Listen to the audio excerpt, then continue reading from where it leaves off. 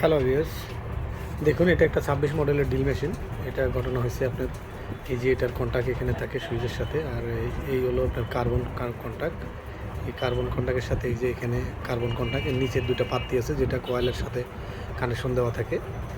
ওই কয়েলটা আপনার সিরিজ লাইন দিয়ে মাইপে দেখবেন কানেকশন কেন পায় না, এখান থেকে এখানে মাপ দিবেন। এই পাশের এই যে কন্টাক্টটা আছে, এই কন্টাক্টর থেকে এটার সাথে মাপ দিবেন, মাপ দিয়ে দেখবেন যে কানেকশন পায় কিনা। এখন আমি দেখেছি এই সাইডের কয়েলটা আপনার কাটা। এখন আমি যেটা করব, এটাকে খুললা, এখানে দুটো কন্টাক্টের মতো আছে, এই কন্টাক্ট দুটো মাপ দিয়ে দেখে ওটা কয়েল কাটা। এখন আমি এটা খুললা, এই দেখুন আমি এটাকে খুলে ফেলছি। এটার ভিতরে এই যে একটা কন্টাক্ট, এটা এই ভিতরে দুটো কয়েল আছে, ওই কয়েলের কন্টাক্ট, আর এই আরেকটা আউটপুট। এই আউটপুট এটার ভিতরে লাইন ঢুকে, আর এই দুটো হলো কার্বন কন্টাক্ট। এই যে হোল্ডার, এই হোল্ডারের কার্বনের নিচে দেখেন এই যে পিন আছে, এই যে এটা একটা কন্টাক্ট, এই সাইডে এটা একটা কন্টাক্ট, এটাই কার্বনের কন্টাক্ট। এটার এই কয়েলের কানেকশন এখান থেকে কেটে গেছে। এখন কয়েলটা খুলে ভিতর থেকে দেখতে হবে কী সমস্যা, ওটাকে ঠিক করে দিতে।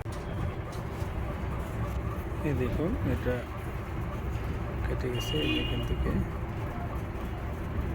কানেকশন এই যে এখান থেকে আউট হয়ে গেছে।